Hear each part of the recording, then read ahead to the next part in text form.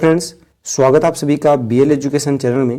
दोस्तों, आज की इस वीडियो में हम बात करेंगे राष्ट्रीय उद्यान एवं अभ्यारण्य में अंतर, यानी कि राष्ट्रीय उद्यान और अभ्यारण्य में कौन कौन से अंतर हैं, हम किसे अभ्यारण्य कहें और किसे राष्ट्रीय उद्यान कहें, इसके बारे में हम डिटेल से चर्चा करेंगे। तो चलिए आज का वीडियो शुरू करते हैं। बात करते हैं हम पहला अंतर कौन सा है राष्ट्रीय उद्यान एवं अभ्यारण्य में। तो पहला अंतर है कि राष्ट्रीय उद्यान में कोई भी व्यक्ति अपने जानवरों जैसे कि गाय, भैंस, बकरी आदि को नहीं चरा सकता।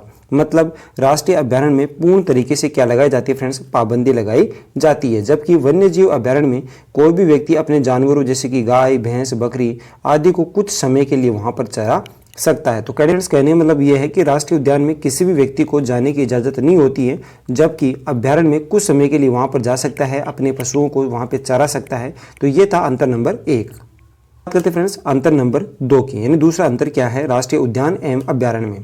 तो देख फ्रेंड्स, राष्ट्रीय उद्यान में ना तो कोई भी पर्यटक घूमने जा सकता है और ना ही वहां पर रह सकता है, जबकि वन्य जीव अभ्यारण्य में कोई भी पर्यटक वहां नहीं रह सकता पर घूमने के लिए वहां पर जा सकता है, लेकिन किसी प्रकार का शिकार वहां पर नहीं कर सकता। किसमें? अभ्यारण्य में। तो कहने मतलब ये फ्रेंड्स कि राष्ट्रीय उद्यान में कोई भी पर्यटक वहां पर घूमने के लिए नहीं जा सकता, ना ही वहां पर रह सकता है, जबकि वन्य जीव अभ्यारण्य में कोई भी पर्यटक वहां नहीं रह सकता पर घूमने के लिए वहां पर जा सकता है। इसके साथ ही वह किसी प्रकार का शिकार नहीं कर सकता। किसमें? अभ्यारण्य में। अब बात करते हैं फ्रेंड्स अंतर नंबर 3 की, यानी तीसरा अंतर क्या है राष्ट्रीय उद्यान एवं अभ्यारण्य में। तो तीसरा अंतर है कि राष्ट्रीय उद्यान ज़्यादा सुरक्षित होते हैं, जबकि वन्य जीव अभ्यारण्य भी सुरक्षित होते हैं, लेकिन राष्ट्रीय उद्यान जितने सुरक्षित नहीं होते हैं। जबकि राष्ट्रीय उद्यान जो होते हैं वो राष्ट्रीय उद्यान ज़्यादा सुरक्षित रहते हैं। तो इस तरह के राष्ट्रीय उद्यान जो होते हैं वो राष्ट्रीय उद्यान ज़्यादा सुरक्षित होते हैं, जबकि वन्य जीव अभ्यारण्य भी सुरक्षित होते हैं, लेकिन राष्ट्रीय उद्यान जितने सुरक्षित नहीं होते हैं। चलिए अब बात करते हैं अंतर नंबर 4 की, यानी चौथा अंतर क्या है। तो राष्ट्रीय उद्यान को वन्य जीव अभ्यारण्य में नहीं बदला जा सकता, जबकि वन्य जीव अभ्यारण्य को राष्ट्रीय उद्यान में बदला जा सकता है। तो ये था अंतर नंबर 4, यानी कहने वाला भी फ्रेंड्स कि राष्ट्रीय उद्यान को वन्य जीव अभ्यारण्य में नहीं बदला जा सकता, जबकि वन्य जीव अभ्यारण्य को राष्ट्रीय उद्यान में आसानी से बदला जा सकता है। चलिए अब बात करते हैं फ्रेंड्स अंतर नंबर 5 की, यानी पांचों अंतर क्या है कि अगर राष्ट्रीय उद्यान बन रहा है और अगर आपकी ज़मीन उसमें आ रही है, किसमें? राष्ट्रीय उद्यान में, तो आपको अपनी ज़मीन का मुआवजा देकर या फिर ज़मीन के बदले ज़मीन देकर आपको अलग कर दिया जा सकता है और राष्ट्रीय उद्यान पूरी तरह से सरकार के अधीन हो जाता है। लेकिन अगर वन्य जीव अभ्यारण्य बन रहा है और उसमें अगर आपकी ज़मीन आ रही है तो सरकार आपके साथ कुछ नियमों के साथ कॉन्ट्रैक्ट पर हस्ताक्षर करवाएगी, जिससे आपकी ज़मीन पर मालिकाना हक बना रहेगा। तो कहने में लगी फ्रेंड्स कि राष्ट्रीय उद्यान अगर मान लो किसी क्षेत्र में बन रहा है और उसमें अगर आपकी ज़मीन उसमें आ रही है तो आपको अपनी ज़मीन का मुआवजा दे दिया जाएगा या फिर ज़मीन के बदले ज़मीन देकर आपको पूर्ण तरीके से वहाँ से अलग कर दिया जाएगा, क्योंकि राष्ट्रीय उद्यान पूर्ण तरीके से किसके अंडर में आते हैं? तो वो आते हैं फ्रेंड्स सरकार के अंडर में।